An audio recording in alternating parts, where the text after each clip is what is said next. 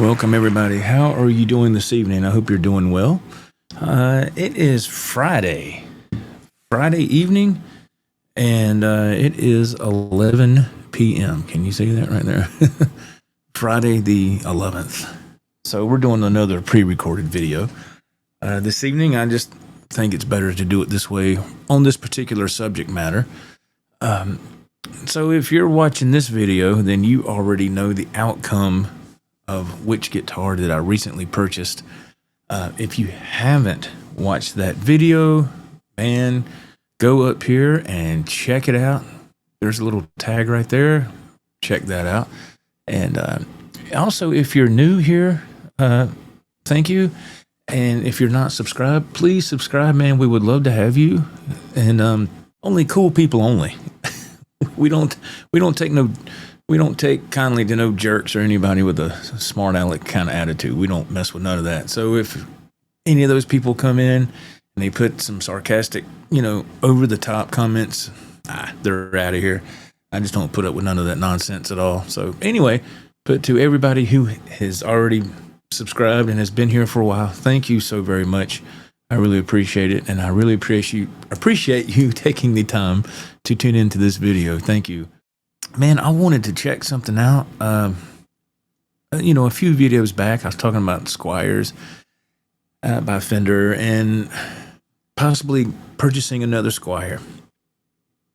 And I said, man, I have a Squier, and which that's no big deal. Matter of fact, that's it right there. Right there, that is a Squier by Fender, and we're going to talk about that. Going to get into all the good, juicy details about that guitar. And how shocked I was when I looked up some more information on that. Thank God for technology and the internet, right? Because otherwise, just going on my memory alone is it's not very reliable. Let's just get into it. When I got this guitar, I bought it from a music store called Reliable Music, and when I got this out of the gig bag earlier this evening, and I said, man, I have not messed with that guitar, and it's been quite a few years. So let me go ahead and grab it real quick. All right, here we are with this awesome Squier. Now, this handiwork right here that you see, I done that with some sandpaper long time ago when all the guitar relic stuff was coming out many years ago. So I decided to do that. So I put a little relic work on there, and it's not too awful bad, but it's not perfect either. And I tried to do a little bit on the back, and so let me let you see the headstock there if we can. It says Squier, and of course you see in smaller font it says Fender. On the back, the stock tuning keys, skunk stripe down here. And this guitar is totally 100% original. I haven't done anything to this guitar. And I can't believe that it still has a Fender strap on it. It's got an HSS configuration. So that would be humbucker, single, if you're not familiar with what that means. And the serial number. We're going to talk about this. The serial number is V is in Victor, N is in Nancy, and then 200199. That is the serial number. Now, with me just glancing at it, I saw where it said 2001. I was like, was this a 2001? That don't make sense. The guitar's a lot older than that. So I found out a way to check out the serial number on these guitars and what the year is. And I was kind of shocked, but kind of not. So I went online and looked it up, and ironically enough, V stands for that it was made in Korea. Isn't that crazy? And then N stands for the 90s. And then the first number after that letter is the last number of the year. So it's made in Korea, and that'd be 90, so it'd be 1992. So this guitar is a Squier 1992. Because I remember going to that music store in Charlotte all those years ago, and I traded in what did I trade? It was a Les Paul style guitar. I don't know if it's called Aria or Aria Pro 2. And I bought it from a guy I worked with. It was black. I mean, just identical to a Les Paul. It might have been one of those lawsuit guitars, man. And it had gold humbuckers, the gold pickup covers and all the gold hardware. And I remember I took it to Reliable and I wanted to trade it in on this. This was sitting on the stand. And the first thing I thought about, again, this was 1992, so you got to keep that in mind. The first thing I thought about was Eric Clapton. And at one time I did have a red strap on here, because there are pictures of Eric Clapton back in the 90s playing a Strat like this with a red strap. And I just thought it looked cool. But I remember taking that Aria Pro 2 in there, and the salesman that I dealt with when he opened the case, because it was like a cheap acoustic case, just really thin, cheap. But that was the only thing I had to carry the guitar around. He put it up on the counter at the case, that is, and he opened it and he goes, "Oh man, I ain't seen one of these in a long time." But I think he was trying to contain his excitement, I guess. But at the time, 1992, man, I was 22. I didn't know any better. I just wanted a Strat. And I said, "Oh, I want a Fender Strat." Well, technically it's a Squier, but it is made by Fender. And at the time, if I remember correctly, and I think I'm pretty on the money on this, the price of this guitar back then was around $370. To me, I'm no expert on anything at all, but to me, this guitar plays incredible. And it's just, I did spray some deoxit in the pickup selector switch and in the volume pot here, because man, it was bad. You would try to move this and just everything's just scratchy and just horrible because it's been sitting for so long. It's been in a gig bag for years, but it still gets dusty, So I cleaned it up. I didn't change the strings. I need to change the strings on it. And it looks like I might have D'Addario's in there. Yep, I can see the colored ends in there, so that's good. So these strings have been on for, I think the last time I got this guitar out and played it had to be about 4 or 5 years ago. So these strings have been on there for that long, because I remember I cleaned it and put these strings on.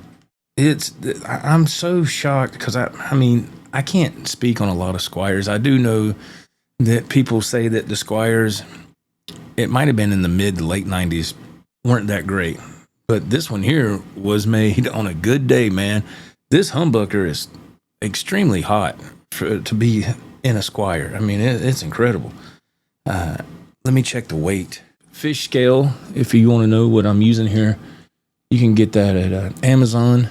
I think it ran about, I don't know, $9 or $10. I saw Guitar Max using this, so. All right, let's put it on the scale. Let's see what we got. 6.86. Wow, that's great. Yeah, not even 7 pounds. So I went in and hooked it up earlier and played it, and plays great. But let me get back to the story. So I take the Aria Pro 2 into Reliable Music. The guy opens the case and he's like, "Ooh, I can tell." I was like, in the back of my mind, I thought, man, am I messing up? Because I didn't know if the Aria Pro 2 was a good guitar or a bad guitar. I didn't, I bought it from my buddy that I used to work with for like $125, $150. And he had it for God knows how long, but he never played it. So I said, I want to trade it in on this Squier Strat. He's like, yeah, we can work up something. So, of course, we do the deal. I don't even remember what they gave me for it. It might have been, I think they gave me like $100, something like that. And I put the $100 on this, put this on layaway. And had it on layaway for, I don't know, maybe a few weeks until I got paid a couple more times and went back and got it. But I remember that after everything was done and I was getting ready to leave, I want to say the salesman I dealt with, I think he might have bought that Aria Pro 2 because he just, you could just tell, man, he was just really crazy about it. I went back, I don't know, a couple of days later, because you got to remember, this Reliable Music was the music store in Charlotte at the time. There was no Guitar Center in the area. There was no Sam Ash, no Mars Music, which those would come eventually. But at this point in time in 92, none of that was around. So I went back a couple of days later, and the Aria Pro 2 that was hanging on the used section, it wasn't even, it was gone. For all I know, the guy probably didn't even hang it up. But yeah, it was gone, man. Now, there is some oxidation going on here because this guitar is pretty darn old, It's about, 33 years old? So, but it has stood the test of time.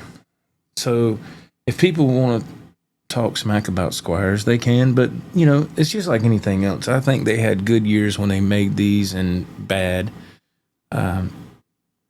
This one was made during a good time, man. And it's got 2 string trees there. I don't know if you saw that. Pretty cool. But yeah, this guitar is amazing. 21 frets. And it's a tank, man. It's a guitar that I won't get rid of. Not because it doesn't have any financial value. It's just sentimental. It was the first Squier by Fender that I ever owned. And when I learned how to do a guitar setup many years later, of course, I went and set this up, and it plays fantastic. It's incredible, man. It's great, man. I love playing this guitar, and I'm glad that I held on to it. So, with doing the looking around on the internet the other night, I was looking at the 50s style Squiers, Strats, and the 60s. And I was getting some pretty good comments about the 50 style Strat, saying that's what you need to look into, and that would be the best way to go. And some people, everybody has an opinion. Some people agree, some people disagree. This here is great. And you have your humbucker there.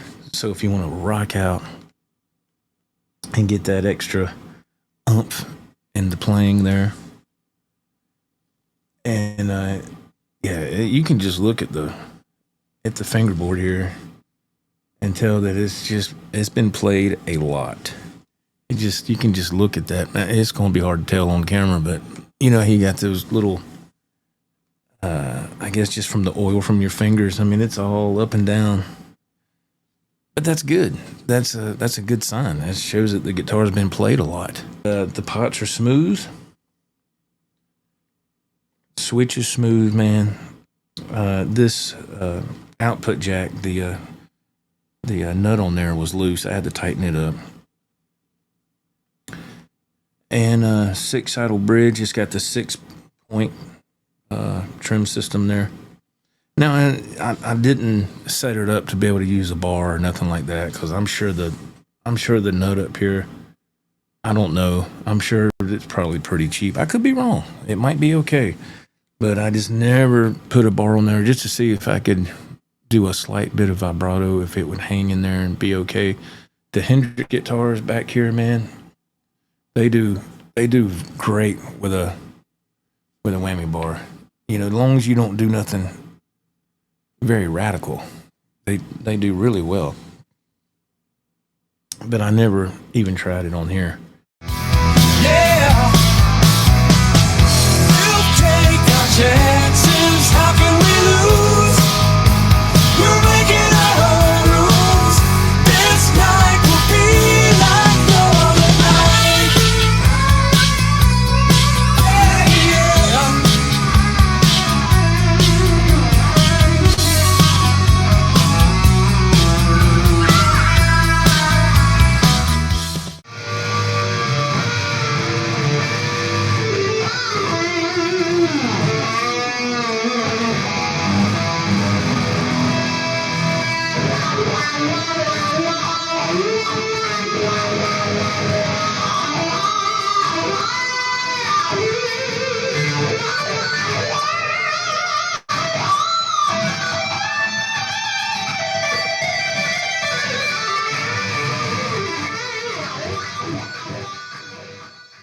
it's just a fun guitar to play, man. It's nice to know that you don't have to spend thousands and thousands of dollars on a guitar to have one that was built well.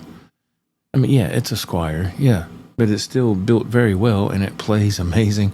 Some people, I mean, everybody's different. Some people would look at this and go, man, that's a piece of garbage. I'm not messing with that. And that's fine, you know, but but it all comes down to, you know, what you like.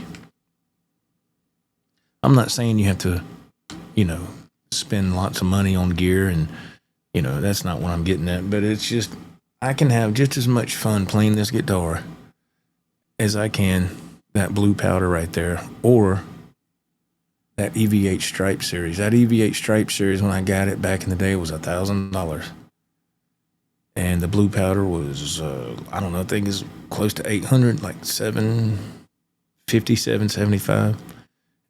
Now, those are kind of a different animal. Those have Floyd Rose trims, they have humbuckers, they're built for more acrobatics, if you will. So it's kind of a different beast.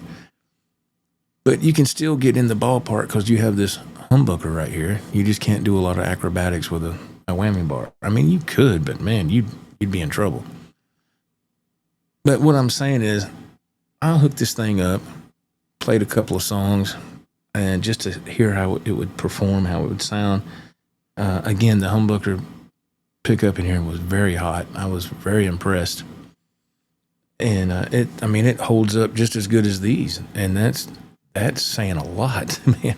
In my opinion, that's saying a whole lot. So let's see if it resonates. Just going to, not even using a pick. Let's see.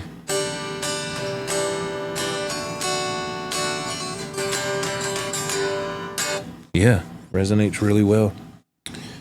I'm sure the block in here is pretty small and, you know, nothing crazy, but the quality and workmanship on this guitar, this particular guitar, is really surprising. I was really, really, and still am impressed. It's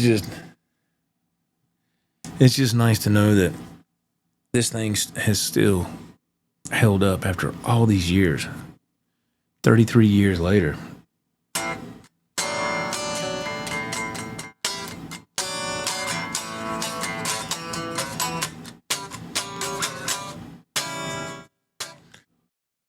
You know, look, again, this is a 92 Squier. If this piques your interest in getting a Squier from this era, man, by all means do it. And if you think no, then let me know that in the chat.